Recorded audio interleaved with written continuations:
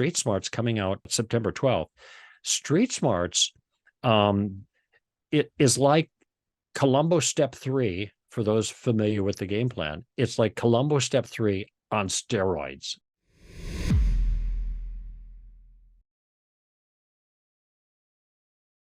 Welcome back, folks. Today our guest is Greg Koukl. Greg just has a deep passion to help Christians share the gospel in a thoughtful and really a non-threatening way. He has a new book that's coming out September 12th.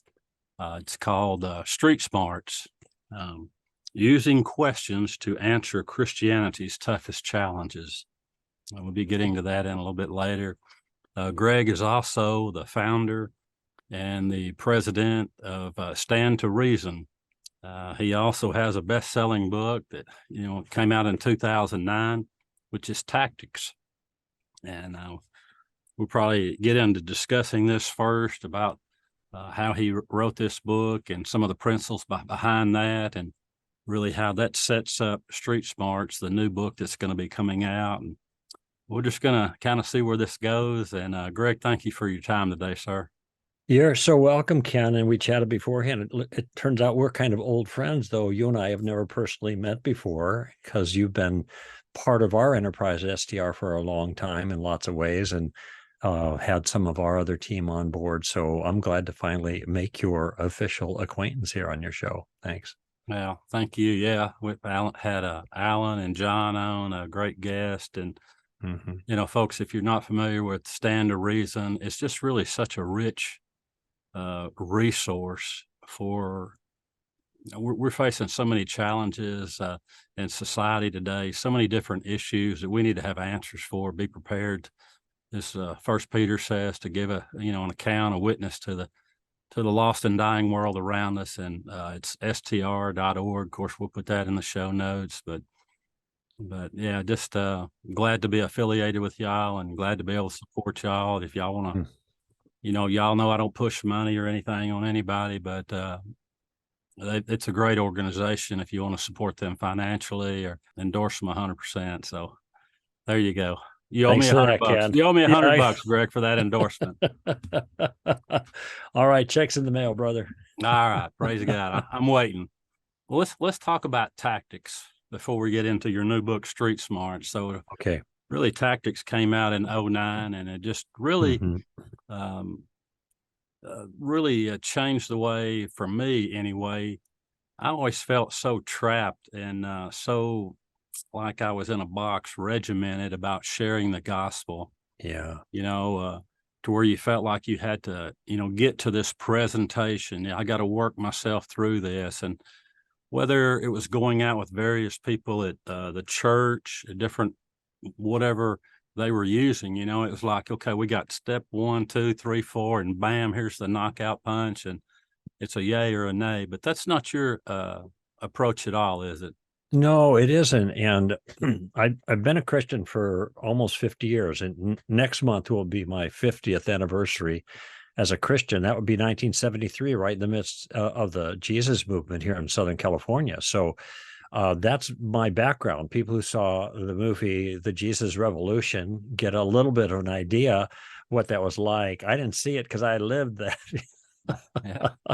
And it turned out Calvary Chapel which is the locus of the Jesus movement in Southern California, and also featured obviously in that film, was the very first church whose threshold I crossed 2 weeks after I became a Christian to go to a concert there. So anyway, back then, of course, there was a great movement of the Spirit, not just in Southern California, but around the country. And there was also a cultural, I'm trying to think of the right word, a cultural understanding, at least, of Christian concepts, and they didn't have a negative connotation to them to people. People didn't all believe them, or the people who said they believed them didn't always follow them, but they always considered them somewhat noble or good, even if they weren't true from the perspective of some people. And so consequently, sharing the gospel was simple back then, and those booklets that you talked about were very useful. I used them. And there was one, actually, a chick tract that was functional in bringing me to Christ. someone dropped it in my grocery bag at the, before they had plastic, dropped it Yes. in there. Some brave Christian, when I wasn't looking, dropped it in there, but God used that in my life. Now, it wasn't what brought me to Christ, but the point was there was a simplicity of the gospel that was understood back then, which is gone now. It just isn't there. People, when they hear you talk about Christ, it depends how you say it. If you do it the old standard way, all they hear is religious noise. If you do it with more detail or with language that is not so tired, so to speak, if you talk about Jesus as Savior and Lord or receiving Jesus as Savior and Lord, that's the tired stuff, and that's the noise to them. But if you talk about it more down to earth terms, but still having the same substance, well, that's still not good news to them, because they don't want to be corralled by anything, and they don't even understand most of it anyway. And so consequently, as the years have gone on, it became really clear to me that we need to do more of what Francis Schaeffer used to call pre-evangelism. Yes. Now, I have a different term for that. And the term I use is an adaptation of what I read in John chapter 4, where Jesus is talking to the disciples after the woman at the well incident. And what he says to them is, you are about to reap where you did not sow. You are about to reap where you did not sow. Okay, so in that one statement, he's identifying one field, Sychar in that case, but two seasons, a sowing and a reaping season, what I call a gardening and a harvesting season, okay? And two different kinds of workers, sowers, reapers, gardeners, harvesters. And it turns out, and this didn't happen overnight for me, it was really years and years in the making as I began to adjust and adapt and think about the process, trying to turn my presentation, alter the way I communicated about Christ. So I was in not only more down-to-earth terms, not religious lingo, but also more expansive, so people got an understanding of exactly what was going on here. And then, of course, the need to maneuver with wisdom, with the knowledge that I had gained, and I continued to gain, even in apologetics. How do you maneuver well in that circumstance? And those who are people who are familiar with Stand to Reason realize that's the first two parts of being a good ambassador, according to our motif. Knowledge is an accurately informed mind, and wisdom is an artful method. And the character is the third step, and that's an attractive manner, being having the kind of character that commends the message. But all of these things were all formulating for me as time went on. And then 30 years ago, this year, actually, we started Stand to Reason. And so these notions of trying to contextualize the gospel in a way that this current generation understands it. And by the way, this current generation now is a different generation than it was when we started Stand to Reason. Yes. It's like two generations removed. All the social scientists have all the letters and numbers and everything to identify. When they got to Gen Z, I thought, oh, phew, they ran out of letters. Maybe we won't have to think about this. But anyway, so things change. And so it's important for us to adapt, not the message. We don't change the message, but we have to change the way we communicate, so the message that they end up rejecting, if they do, is at least clear to them. Jesus said in the parable of the sower, he said, and I just picked this up not just a couple of years ago, I'd read it many times, as many have, that the four different soils, when he explained in the Matthew characterization of that, he explained that the first soil, the hard soil, he said, are those who hear the word and do not understand what has been sown in their heart. The devil comes and takes it away. Wow, they don't understand it. Then you get to the fourth soil, the one that's productive, and he repeats the phrase again. These are the ones who hear and understand and bear fruit, 30, 60, 100-fold. So this is all kind of laying a predicate to the whole tactical game plan, which allows us to maneuver graciously in a shrewd fashion, the way Jesus encouraged us to do and the way he modeled, especially using questions. And so the whole tactical game plan is a way of kind of slowing down, being willing to range out into different areas with people based on the way they answer the general questions that we begin asking them. And I have had people tell me, And you implied this maybe just a moment ago on the air, or when we were talking before we started, that people have told me that this has been a life changer for them, an absolute life changer. I've had people tell me, I feel freed up and liberated because I encourage people in the gardening aspect, and I tell them, do not worry about the harvest, because when the gardening is done properly, the harvest takes care of itself. Now, I know to some people kind of schooled in a different understanding of evangelism, this is like, this is anathema stuff, What? You don't challenge people to receive Christ? I don't, because there is no example of that in the New Testament, either in the Gospels or in the book of Acts. And there are no altar calls either. People don't realize that this is a motif that came into the church the mid 18th century, Second Great Awakening, and then has been received as a tradition that is somewhat sacrosanct. Now, I'm not against altar calls or booklets or praying with people to receive Christ or challenging them, but for a lot of people who think that's the way it must be done, just as you described a few moments ago, that can be daunting, especially in a hostile environment that we have right now. And so they're just going to sit on the bench. And I didn't want them to do that. I didn't want to sit on the bench. I wanted to get engaged, but I didn't want to fight with people. I want to bang heads, And so this is kind of the genesis of the whole tactical approach that found its way into the first book published in 2009. And then in 2019, the 10th anniversary edition, which is, I think, the one that you held up. And it has 35% more material than the first one. So some of your folks maybe have the first one. That's good. I'm glad you do, but you need to get the second one. And then, thank you for mentioning Street Smarts coming out September 12th. Street Smarts, it is like Columbo Step 3, for those familiar with the game plan. It's like Columbo Step 3 on steroids, okay? Because I deal with all kinds of particular areas now, which I didn't quite do in the first book. I introduced Step 3, which is using questions to make a point, in particular in Street Smarts, to either parry a challenge that's not a good challenge to Christianity, or to help another person see a flaw or a weakness in their own view.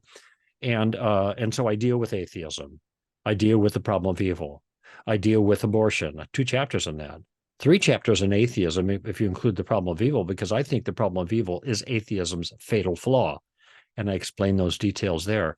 And I have a chapter on the Bible and science, and then other problems with the Bible, a separate chapter. I have 2 chapters on the person of Jesus, God's Son, the Trinity, if you will, and the Savior, the deity of Christ, and then his role as the only Savior of the world.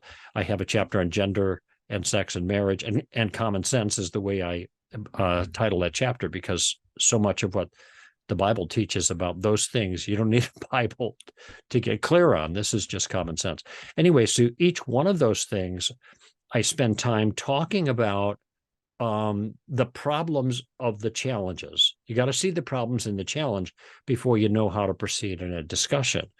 And the second thing you need to do is you need to have some steps in mind of how you get to a deflection of the challenge, or an exposing of the bad thinking of another view. Okay, so there's steps there, and following what we call the Columbo tactic, because of the iconic TV detective Lieutenant Columbo, who used questions in a very clever way.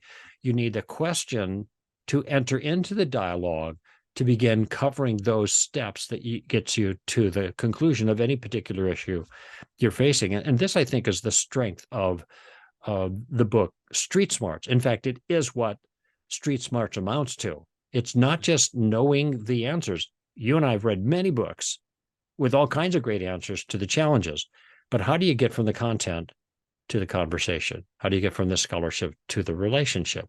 This is what Street Smarts is meant to help you to do. Tactics in general, but specifically on specific issues.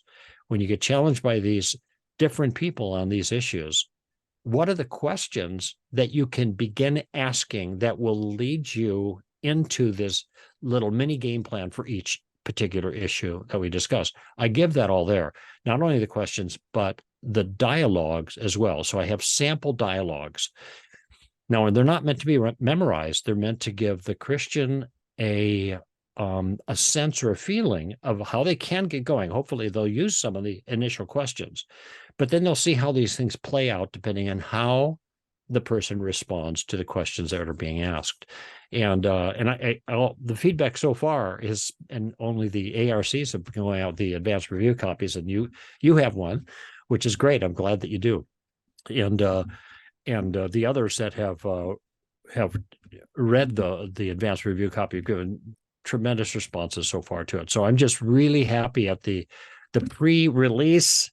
What's the word? I don't want to say scuttlebutt. That's the wrong word. Pre-chatter, we'll put it that way. That pre-release chatter that I hear from people who've read the book, it's been very good, and I hope that your listeners will benefit from it as well.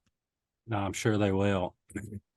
So the first question you ask a lot of people, just really in a non-threatening way, they make a statement or something, is you're just saying, what do you mean by that? Or, right. Can you clarify that? That's just kind of the first of the three steps. That's right. What I want Christians to think about in their mind is not thinking about leading any person to Christ as they enter into a conversation that might have spiritual implications or spiritual substance to it. Don't worry about leading them to Christ. If that happens, that's down the road. And if you're worrying about that, you're distracted out of the moment. Don't think about that. Think rather about a very, very simple step. The first step is just to gather information. So that's just the first step of the game plan. And we do that by asking the question that you offered there, some form of the question, what do you mean by that? Now, this can be applied to lots and lots of circumstances. Hey, somebody says, belief in God is irrational. Now, the Christian could say, no, it isn't. I've got the cosmological argument. I've got the design argument. I've got the moral argument. I've got Jesus' resurrection. I got blah, blah, blah, blah, blah. So now you're in a contentious environment. Okay. Combative. Right. Exactly. Well, we don't want that. That doesn't lend itself to getting people thinking. See, I'm not even thinking right now, Ken, of persuading people. That's down the line. I just want to get them thinking, because I think Christianity and Jesus are worth thinking about. So I got to give them something to think about. That's all I'm looking to do. And this is what I call in the books, putting a stone in someone's shoe. So if somebody says, well, belief in God is irrational, I would say, really? How is it irrational? What's irrational about it? Now, that's just a variation of what do you mean by that?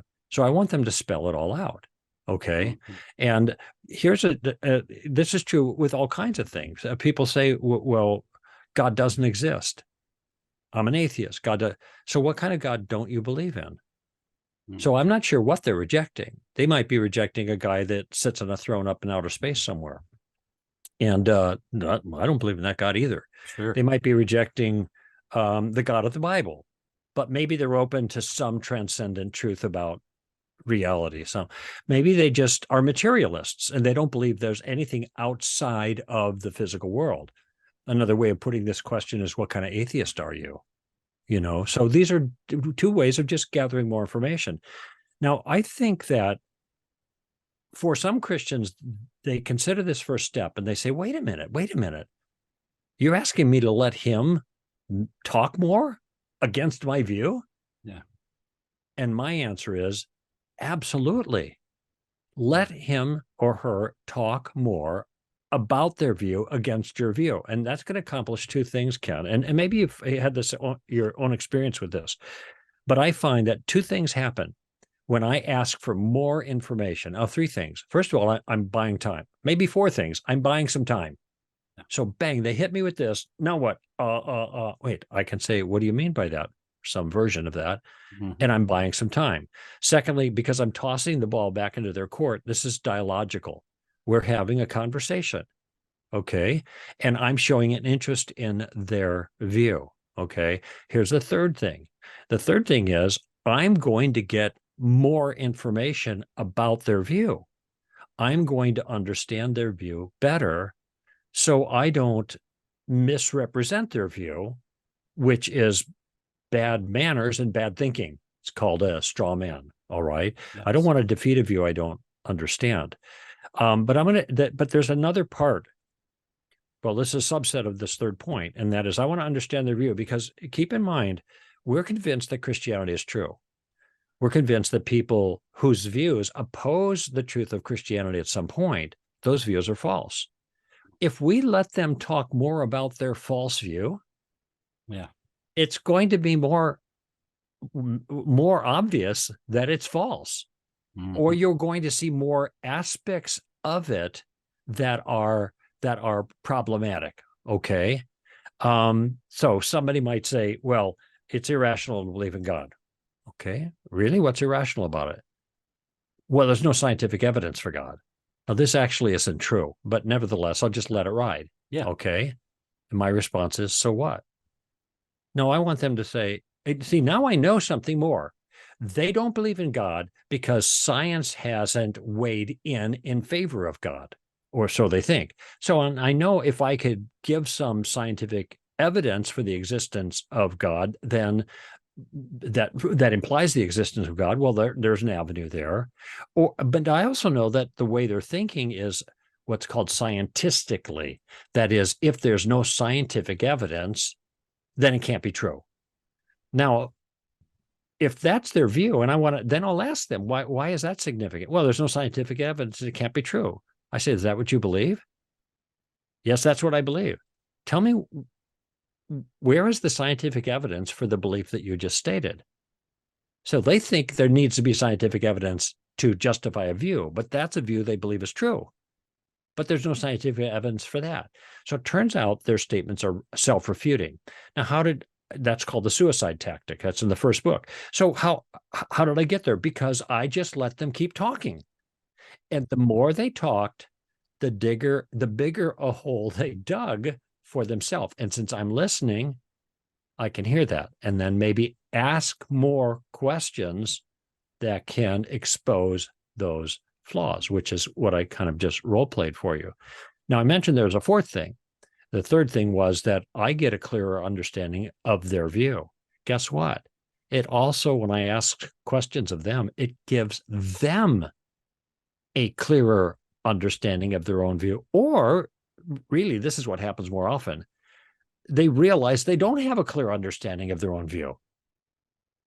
And it's amazing. Have you noticed sometimes you go into conversations with people and their sails are filled, with their attitude and their ideas and their bluster and their confidence and whatever. And then when I ask them just for a clarification of their view, it's like the wind goes out of their sails.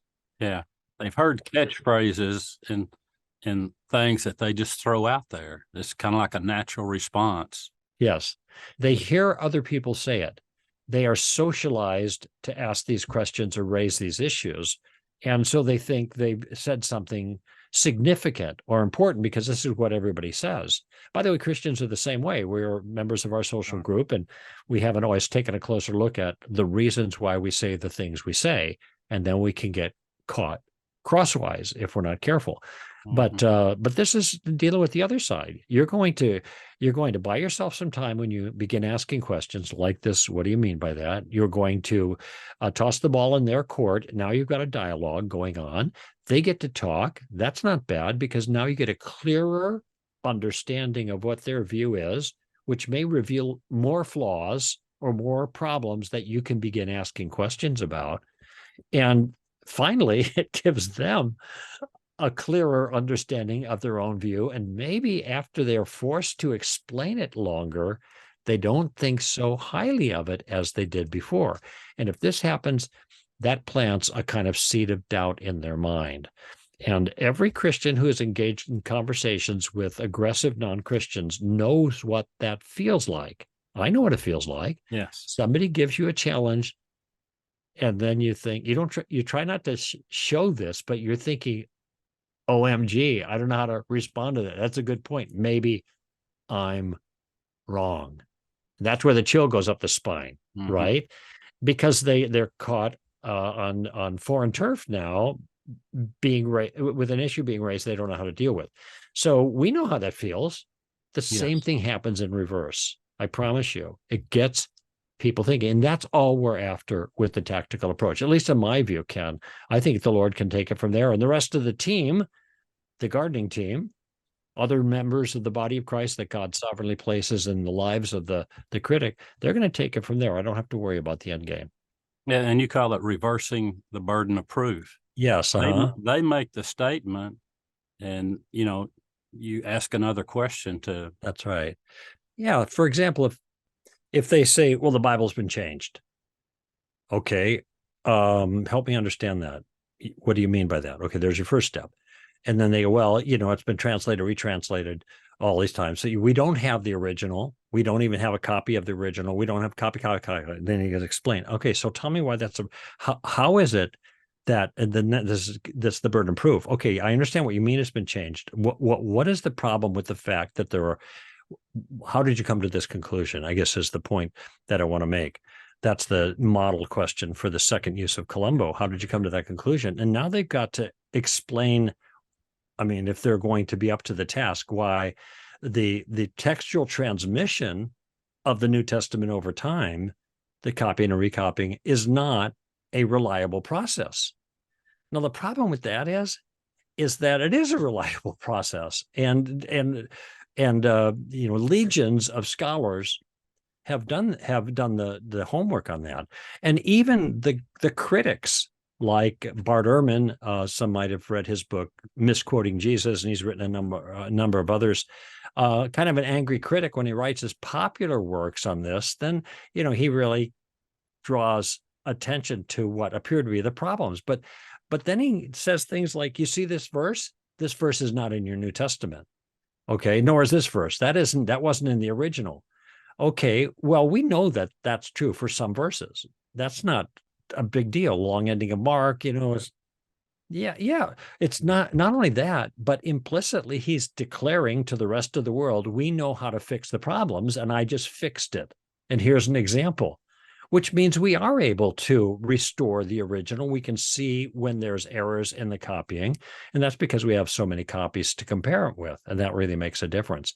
So when you ask this second question, how did you come to that conclusion? You reverse the burden of proof. It forces them, the objector, then to give clarification to the reasons.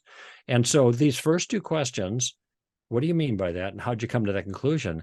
Doesn't require the Christian to know anything about apologetics or theology, or maybe after they're done, after the first two questions, they don't know where to go. Let it lie. You just got an education. Now you know how to follow up on your own. But what I tell folk is they're going to really make an impact, amazingly, just with those two questions, even if they don't go any further. They're in the shallow end of the pool. No risk to them with those. You're just gathering information. But it does put them in a position, if they want to go further, if they see the problem, then they go into the third use of Columbo. That's the third and final step of the game plan, and that is to use questions to expose a weakness or a flaw. And that's, like I said, what I go into in great detail on a number of different topics in the new book coming out. That's titled Street Smarts, Using Questions to Answer Christianity's Toughest Challenges. Mm-hmm. Yeah. And it really gets people off the sidelines. People feel like, oh God, I need a master's degree in theology or apologetics or something, because, we feel scared or inadequate that, I don't know all the answers. Right. I'm not a theologian like, Greg is or Ken is or whatever.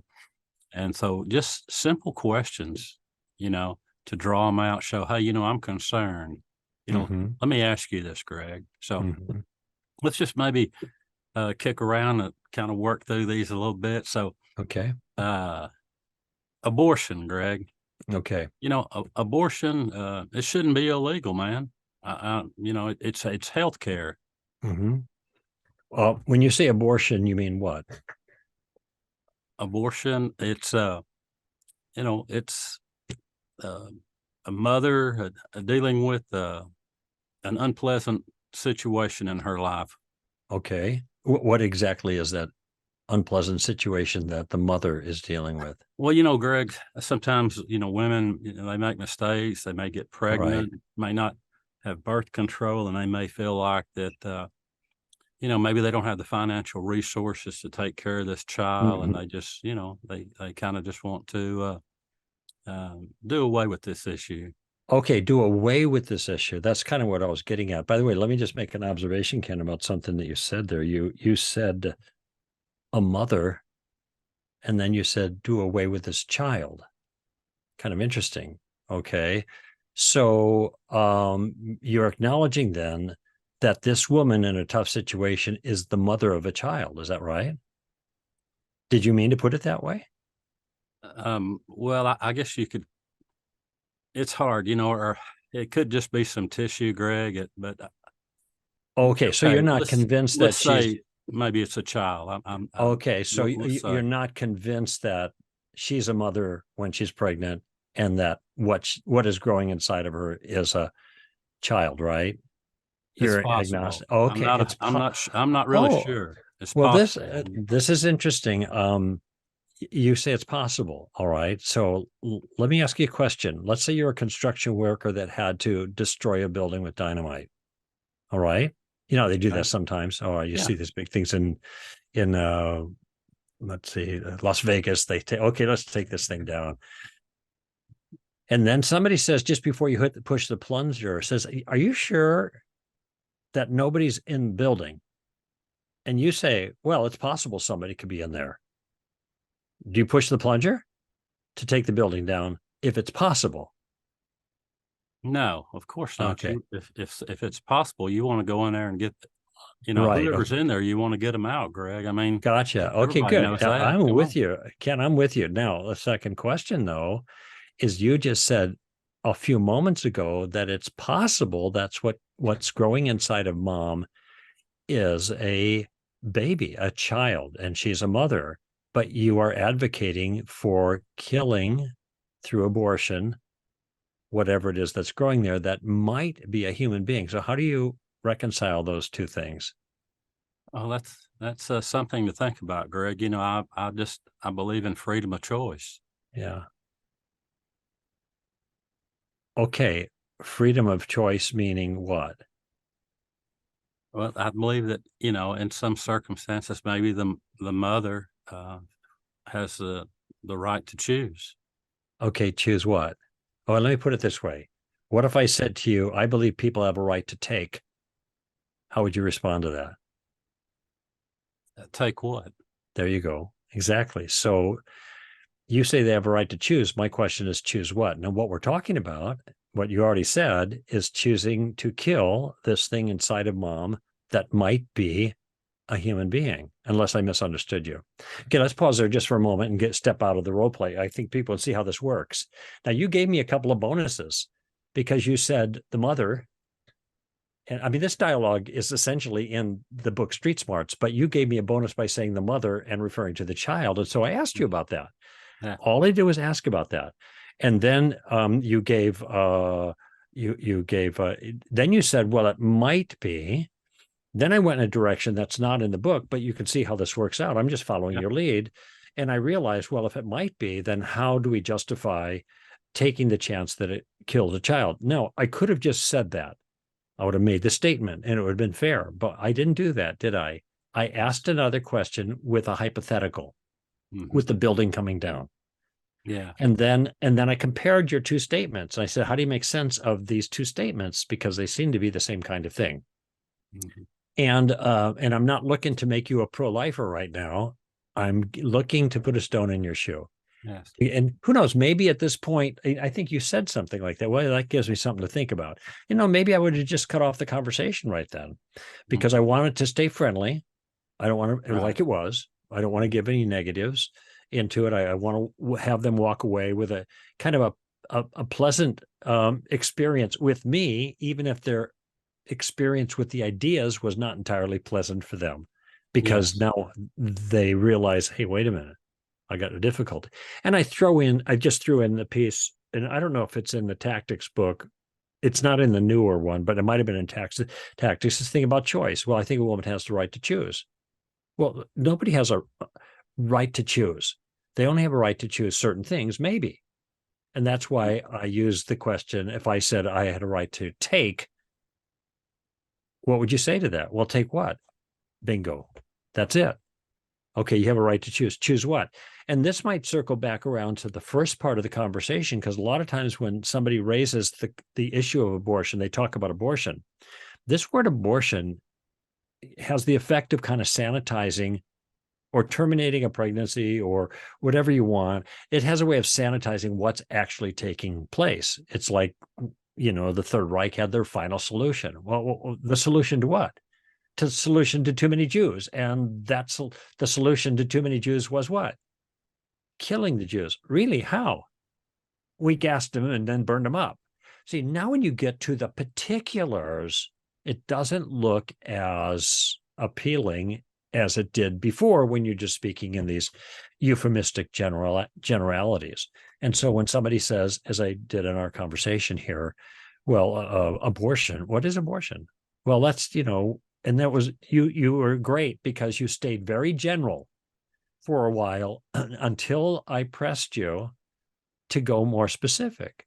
And so if they say, well, okay, so they terminate the pregnancy, I think is the way you put it. I said, how do they terminate that? How are abortions done?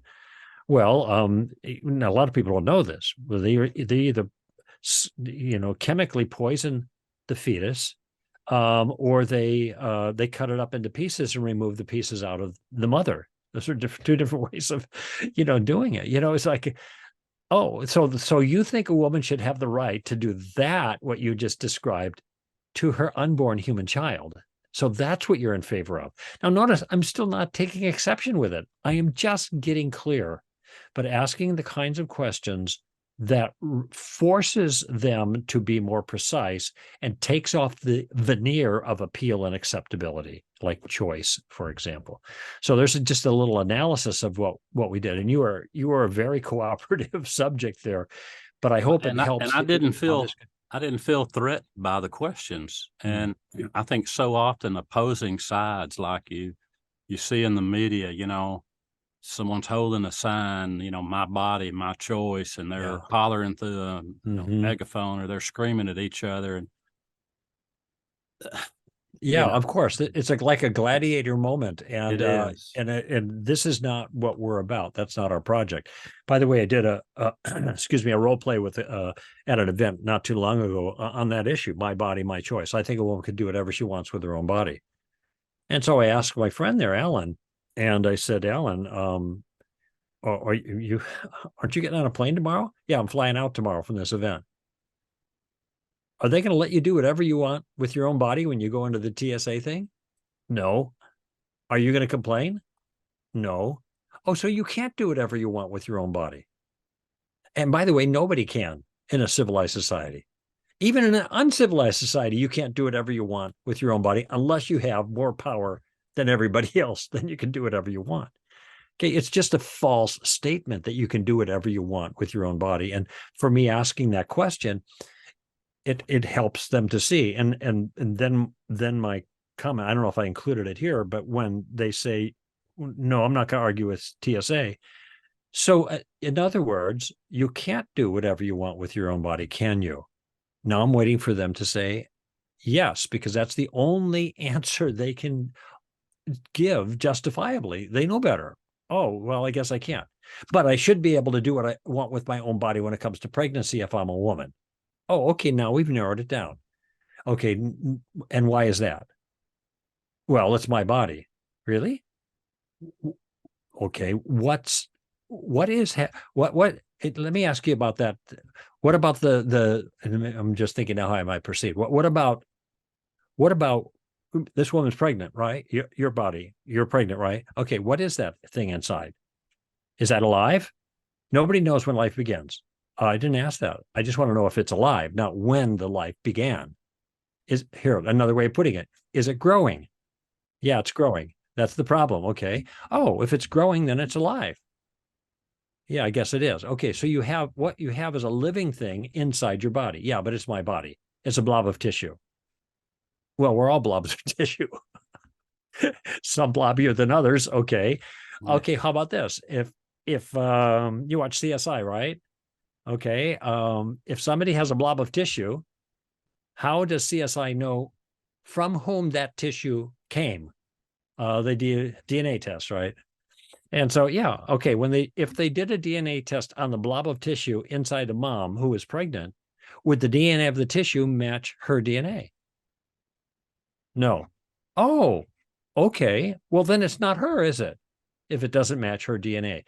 See, we're making progress. Okay, see, just now out of the role play here, notice how with a couple of those questions, and that dialogue is all in Street Smarts. What I've done is got them to acknowledge that this blob of tissue is alive and growing and is not the mother's body. Oh, that's progress. So when people act like, well, nobody knows, oh, wait a minute, maybe we do. How about this?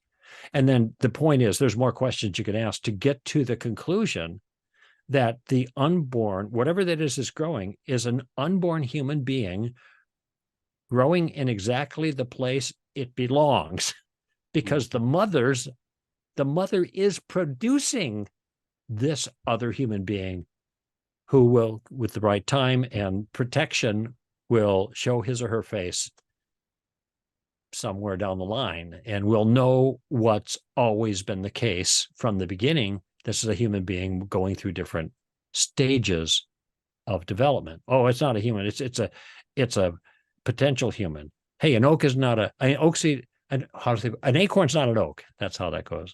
Yeah. Really? What is it? It's a seed. What kind of seed? Mm-hmm. An oak seed. Yeah, it's an oak in the seed stage. And a sapling is an oak in the sapling stage. And a tall tree is an oak in the adult stage. What you have there, you call it a fetus. That's a human being in a fetal stage. That's all. It's still a human. Okay, so there's a sense of how on the abortion issue, we can use the questions to navigate to help the other person see there's something wrong with their view. Now, it may be they come to the conclusion, this is a human being, it is a human person, however they want to characterize, I can still have the abortion. Well, there's 2 chapters in Street Smarts, one with the basics and then one with more advanced challenges. And that's when I go into the autonomy argument and there's 2 or 3 other arguments that are raised. Even if it is a person, it's attacking my body, I can defend myself. That's another way of using it. I don't have to give my organs or my body to help another human being. That's wrong to force me to do that, even if it was another human being. So these are different ways of arguing, and there are answers to this that aren't hard. They're straightforward, and I offer the questions and the sample dialogues to help people work through that. Yeah. And that's just one issue. There's a whole bunch of other issues, obviously. There's I love the dialogue that you have in there on each particular topic. So you make a statement in there about God is the science starter, not the science stopper. Yes, that's right. Yeah, maybe go into depth on that. Sure. It's becoming exceedingly obvious as time goes on and the advance of science that there are certain things that scientists discover for which there is no adequate materialist answer. Okay. Generally, we can look at the things of science and we can explain the effects in the natural universe by appealing to causes that are also physical. Okay. And that's what experimental repeatability entails. If you set it up the same way every time, it's going to get the same result. Okay. And that's part of what's characteristic of the scientific model. All right. But there are some things that you can't do that with.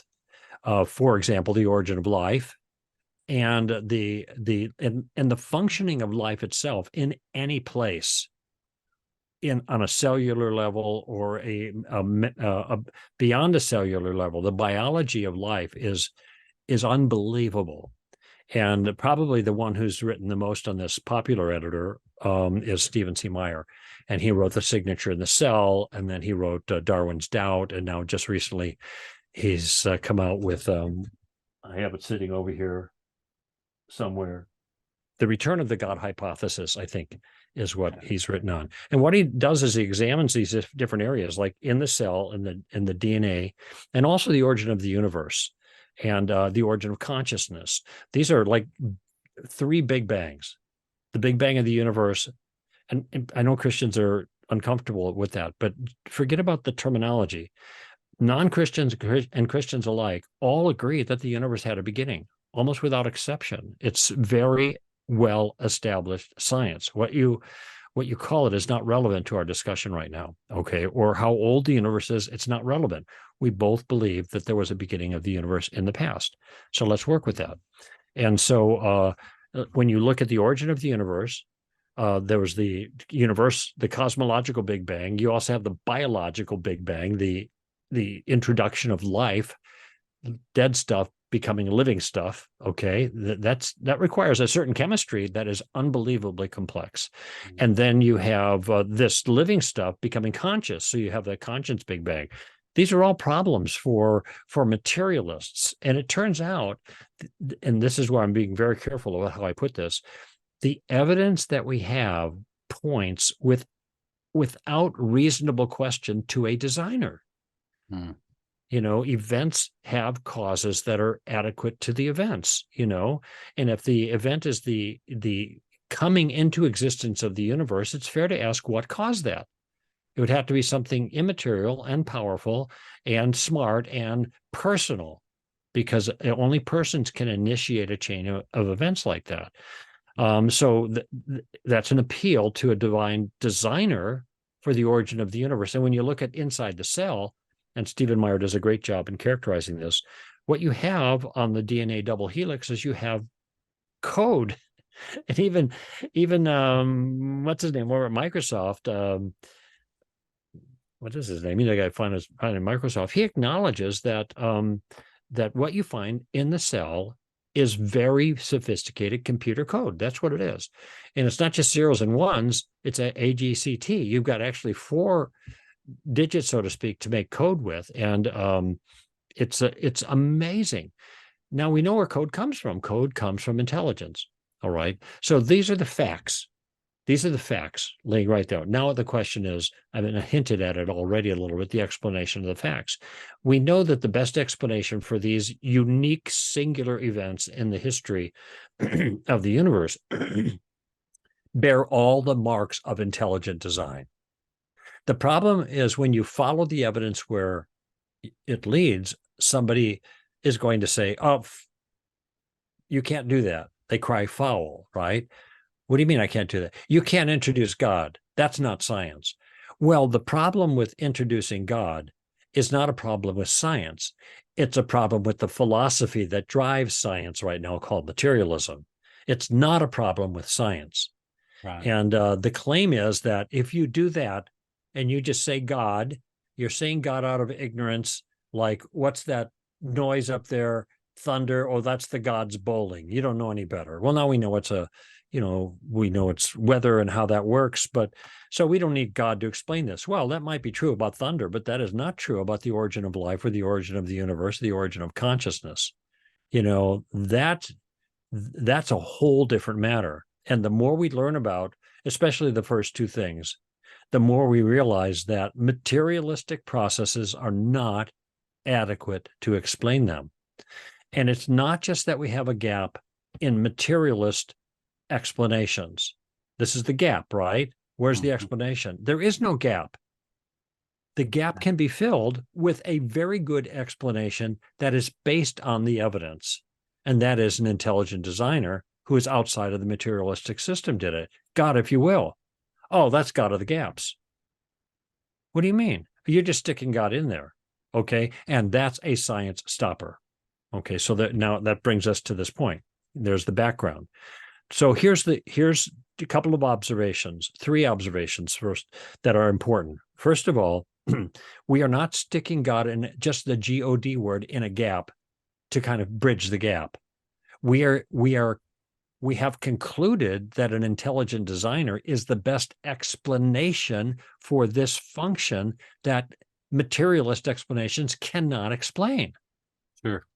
We have the evidence, and Stephen Meyer goes into all the details of that in his Return of the God hypothesis, which I've endorsed and I highly recommend.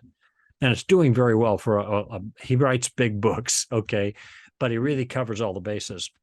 And I actually use some of his stuff in this the new book coming out September 12th, which is Street Smarts. And so we have reasons to believe that an intelligent designer is the best explanation. That's the first thing. A second thing is that if you're going to claim that there's a gap that must be filled with a materialistic explanation, well, all you're doing is sticking materialism in the gap without justification. So this is like a materialism of the gap. You're doing the same thing you're claiming the theists of doing, but the theists have a good reason to do it. They say it's not a gap. Our view has explanatory power, but your view doesn't when it comes to the origin of the universe and to the origin of life. Yours has no explanatory power. You're just asserting that someday materialistic science will answer the question. Okay, so you're the ones guilty of the gap. But the third thing is, the fact of the matter is, God wasn't the science stopper. He was the science starter. What do you mean by that? Oh, well, there's our question. Okay, great. I'm glad you asked. I'll explain it. That modern science and the scientific method and all the things that we've learned grew up in Western Europe. It didn't happen in Egypt or in China, and they had some useful contributions, but taken as a whole, the whole scientific project really was the result of people who were, it turned out, were biblical theists who were trying to make sense of their universe. Yeah. And the cause and effect relationships they saw and the reliability of their senses by and large. And they said, how can we trust these things? Well, if there was a God, which we think is the case, that made the universe, then an intelligent mind made our intelligent minds to be able to understand the universe he made. And that's why some of the illustrations they used to describe it were clocks. They used the word book, and they used the word like clocks, book, and laws. Whole concept of laws, natural laws, that's standard language. Wait a minute. Lawmakers make laws, and that's what they believed. That a lawmaker made the laws that govern the universe, that there was a clockwork kind of mechanism that required a designer to make. This is the universe they observed. And so these are the book. This was the second book. You have God's book, the Bible, and the world, nature, is God's second book of Revelation, Romans 1.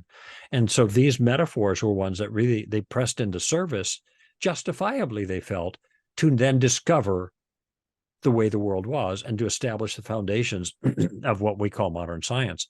And when you look at virtually, and I give the list in the book, virtually every single father of a major scientific discipline turned out to be a deeply committed biblical theist. Now, Newton wasn't a Trinitarian, so who cares? That's not the point. It wasn't whether he was a heretic or not. What worldview did they hold that informed the process of their discoveries? And it was a Christian worldview, as it turned out, and not an atheistic worldview, which wouldn't make any sense of the uniformity of nature. And so consequently, as I said, being a biblical theist, believing in God, was the science starter. It's not a science stopper. I'll tell you what's a science stopper is people who insist on certain philosophical requirements for the answers that you come up with. You can't follow the evidence where it leads. Otherwise, you'll be chastised as not doing science. But that's not what's going on. That's a shell game. Mm-hmm. What they're not doing is they're not doing materialist philosophy. And had Newton and Kepler and the whole raft of all of them had that same point of view, we would not have any science at all right now. Yeah, I love how you lay out the history of that. It's actually these Christians that were doing the research, Mm-hmm. The heavens declare the glory of God, and they thought, well, there's science, there's reason, and it just confirmed their faith, and gave them greater faith. That's the discoveries right. that they began to make. Yeah, and Newton's Principia, he makes this explicitly clear. Okay, so this is not a secret. This wasn't being done in the corner somewhere. Newton wrote more about theology than he did about science. I mean, it's amazing when you think about that. But because he's known for his physics, et cetera. But it's a fascinating story to look at the history of science and this idea that science and religion are at each other's throats. This is completely contrived. It started with a couple of books in the late 19th century, or late 20th century, actually. Let me just think. No, the late 19th century, and the 1800s, and then this gained momentum, and this is the way people look at it now. That there's this inherent contradiction. There isn't. It's contrived, even to this day. Mm-hmm. Yeah, that's good stuff, Greg. Thank you, Ken. Yeah, it's kind of fun going through it, thinking about it all. Yeah. So you go in with kind of closing out here about marriage, sex, gender, and just common sense. Right. I mean, today, wow. I mean, we have someone on the Supreme Court that doesn't know what a woman is. That's right. It's the whole gender ideology and non-binary and so forth. It seems to just get further and further away from the truth. And these people are just affirming that, and they expect us to, go along with it. Okay, Greg, you want to have a certain pronoun, I will call you by that. And whether that, that's against our beliefs or whatever to affirm that. But maybe speak a little bit about that and what's going on in culture, the truth. Yeah. Pronouns are an example of something. And let me just make a theological observation here. In Matthew 19, when Jesus was asked about marriage and divorce and remarriage, it was interesting how he characterized his answer. He says to the Pharisees, have you not read? It's curious, but this is not hard, you guys. You can read this in the book. And part of the point I make is you don't need to read anything. All you have to do is really need to observe the nature of reality. But he's making a larger case, a biblical case, Jesus is. So he says, have you not read that from the beginning, he made them male and female? Now he's quoting Genesis chapter 1, and he's laying the foundation for an answer to a question about marriage by looking at the creation order. God made the world a certain way. Human beings are binary with regards to their sexuality. Okay. And no duh. Okay. I know that this is controversial, but I had made an observation recently, Ken, because people want to make the distinction now between gender and sex. So sex is what your body says, but gender is what you think in your mind. But I realized that this has been, this has not been the case until just recently, this redefinition. Because when people are talking about their discomfort with their physical sex, it's called gender dysphoria. It's not called sex dysphoria. Now, they should call it sex dysphoria based on the way they categorize things now. So I'm not comfortable with the sex that my body says, so my gender is going to be something different. But it's called still gender dysphoria, because even the world understood that the word gender and sex were synonyms. They weren't separate. Okay. I just thought of that about 4 days ago, and I had an OMG kind of moment. And I wrote it down so I wouldn't forget it. But that just shows the common sensibility that gender and sex are the same thing. Now, people have difficulties emotionally with different things. What has happened, though, is that we have taken a pathological circumstance and we've called it normal. Now, why do I say pathological? That's like terrible. Well, wait a minute. Wait, if I were talking to somebody, I'd say, didn't you say that you were a woman in a man's body? Yes, that's the way I am. So something's wrong, correct? Your statement indicates there's something wrong. There's a mismatch. And this is why you want to become transgender. You want to change something so that both your mind and your body match. You think that the problem is in your body.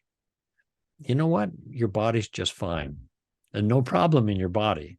You're not intersex in very rare cases where there is genuine ambiguity it's congenital, genuine ambiguity, uncertainty about what sex a person is based on their genitals. That's not the case. You have people that feel like they're women trapped in a man's body. Okay. The body's fine. What seems to be amiss is your thinking about your body. Let's work with that. Because I'll tell you something, Ken, and this is something a lot of people don't realize, but it's in a certain sense a no-brainer. Sex change operations are impossible. You cannot alter your sex, just like you can't alter your, what kind of being you are. I'm a human being now, but, I believe I'm a rabbit. And so I'm going to become a rabbit. You never can become a rabbit. You can stitch fur under your body. You can make your ears longer. You can eat carrots, sit in a hutch, but you're never going to be a rabbit. You're always going to be a confused human being. And that's tragic. And we should try to help people like that. By the way, I used to use that as a parody, okay, Ken? And then 10, 15 years ago, I was talking like this. And then I realized you can't parody these things because parodies become reality. And now you have a whole group of people that are part of that are called fuzzies, or maybe furries. Furries or fuzzies, I get the two mixed. I think it's furries, who think they're animals, or at least say they think they're animals. And then they want us to accommodate their false belief that they're animals. But wait a minute, it's not a false belief if they really believe it. That's kind of the approach. It must be true about them, in one sense at least, even if their body doesn't match. That's the way we do gender now. And when people who are transgender, their suicide rates absolutely skyrocket, 20 times the national average. Oh, that's because you Christians are making life hard for them and you're not gender affirming. Wait a minute. I'm talking about the suicide rates in Sweden. Yes. Not America, where they are completely sanguine about this kind of thing.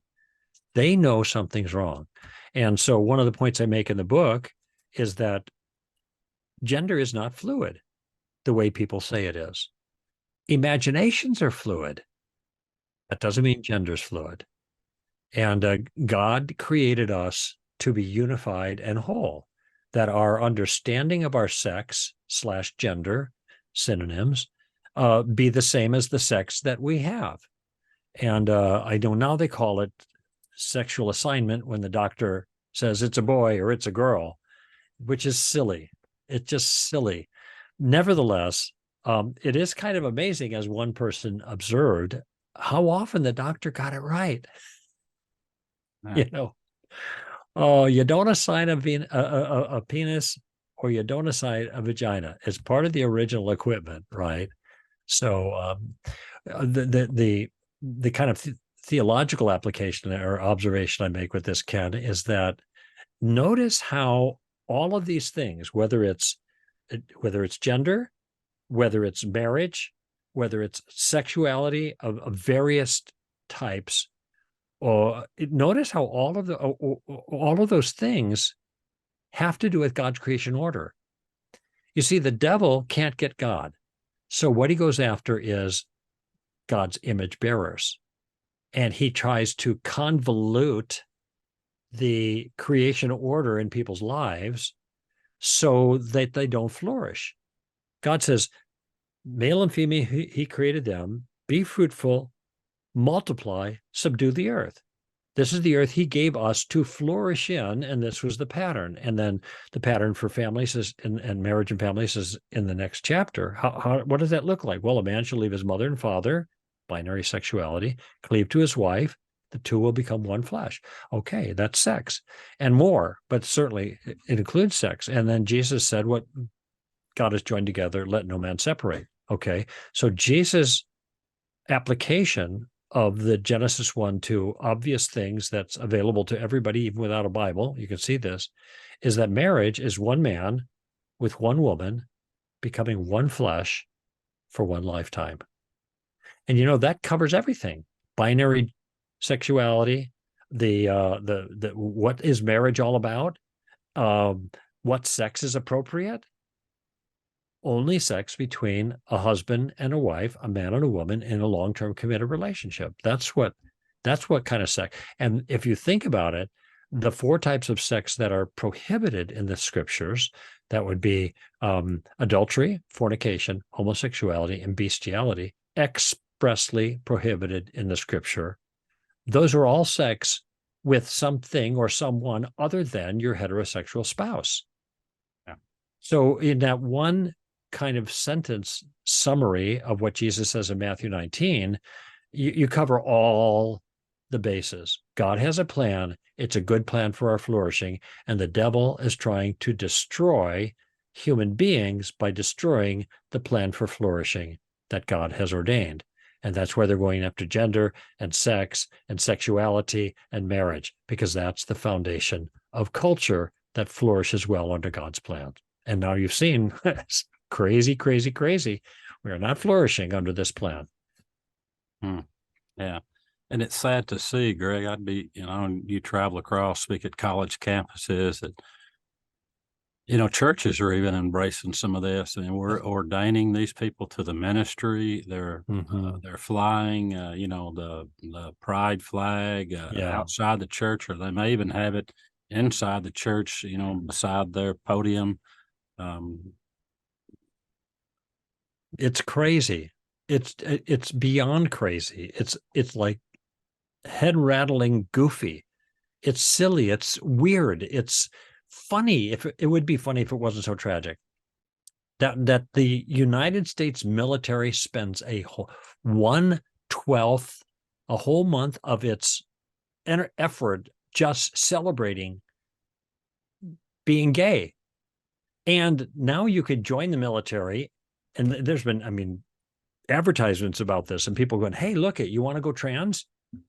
Join the military. You can go trans for free. They'll take care of it all.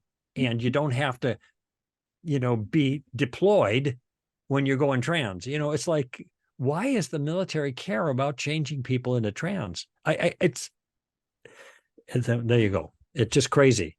But that's the world we live in. And this is the world, the dark world that we are to take the truth of the light of the gospel into. And it's why I wrote the books I did, not just Tactics and the new one coming out, Street Smarts, but also the story of reality.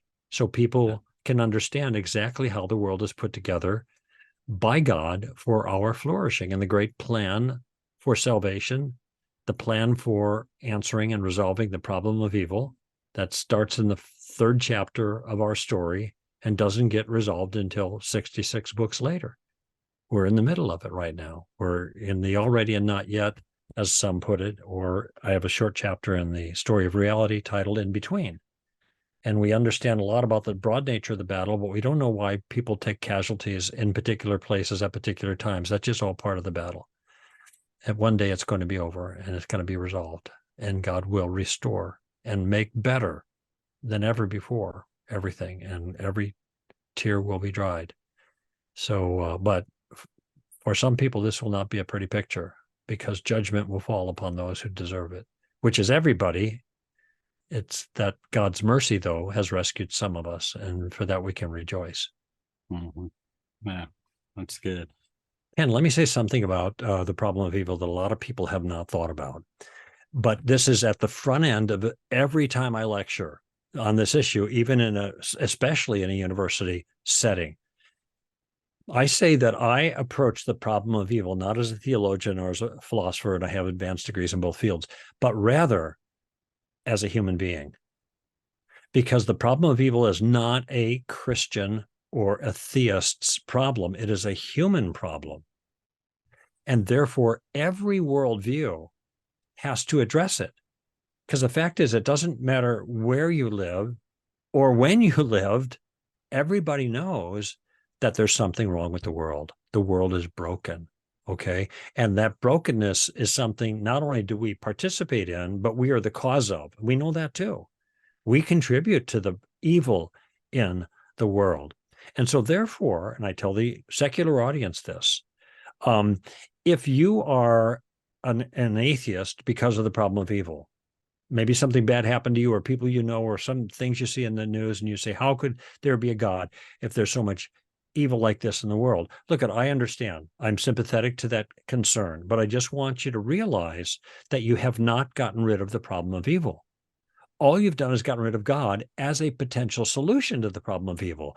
You are still stuck with the problem. Okay. And now the question is, how do you deal with or even make sense of the problem of evil, given the materialistic world that you think is the real world. So the way I would do this in a questioning circumstance, in a street smarts kind of way, and this piece of dialogue is in the book, is I'd say, okay, after I hear the complaint about the problem of evil, somebody says, what about the problem of evil? I say, what about it? Okay, well, it's a problem, isn't it? Well, what exactly is the problem? Notice I keep asking for more information. Let them spell it out. I say, okay, got it. They give me a classic characterization of the problem of evil. I say, I got it. Okay, let's just say you're right. Let's just say God doesn't exist. Problem of evil is proof that he doesn't exist. Okay, let me ask you a question. Those things that you just identified as evil, do they still happen? Yeah, of course. Of course they happen. They're happening now. And I don't think God exists. Right. Those things that are happening now, like that, are they still evil? Yeah, they're still evil. Of course they're evil. Okay, now I have a question for you. How do you make sense of the problem of evil as an atheist? What do you mean? Well, there's no God, but you have some concept of good and evil that you are employing here. So tell me, where did that come from? Where did the standard come from that you are complaining has been violated? How do you explain that as a materialist? Okay, notice the crickets. That's what you're going to get. Silence, dead air, because they can't explain that in their worldview. And what I want them to see is that they are just as strapped by the problem of evil as they think we are. But it turns out we're not more so. Well, yeah, that's right. I was going to say, it turns out we're not strapped by it. They're the only ones strapped by it, which is why the chapter in the book on the problem of evil, chapter in Street Smarts, follows two chapters on atheism. And the problem of evil is titled Evil, Atheism's Fatal Flaw. Okay. So that's how that all works together. I want your people to understand that. By the way, if people want to know more about STR, Stand to Reason, that's our acronym STR, they can just go to str.org. Okay, str.org. And they're going to get our website. And I'm just saying, there are gazillions of things you can read and watch. I mean, I don't even know the thousands number anymore of articles and videos and courses. And we have a great team of content providers. We have podcasts that we've been doing for years and years, and each one is cut into chunks, dealing with different issues. You can search on something that you're concerned about. We're there to train Christians to think more carefully about their convictions and to be able to offer a thoughtful, gracious, but incisive defense for classical Christianity and for classical Christian values. If people are interested in our books, you can get them on our website. But the new book, Street Smarts, Using Questions to Answer Christianity's Toughest Challenges, that comes out the 12th of September. And if people want to get that beforehand, I just suggest, Ken, that they go to the landing page for the book, because they'll get some extras when they order there. And the landing page is streetsmartsthebook.com. No spaces. streetsmartsthebook.com. And then just follow the prompts, and they can get the pre-order there. And then if it's already available, if it's after the 12th or whatever, September, go to Amazon or wherever you want to, Barnes & Noble, Zondervan, you can still go to the landing page, I think, and get that. So this is all easy to get wherever fine books are sold, kind of thing, But, it did occur to me, sometimes people will go to a Barnes & Noble and ask for it there and order it there. And this just is a way of getting that book into circulation in a more secular environment.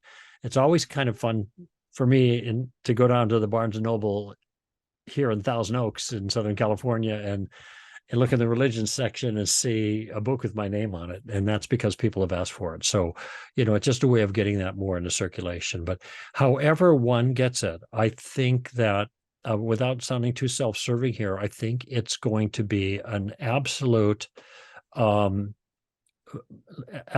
valuable tool for helping them to navigate the tough circumstances that they are encountering already in our culture, the culture we're sent into to be salt and light. And I'm glad to be able to help out with that if I'm able to.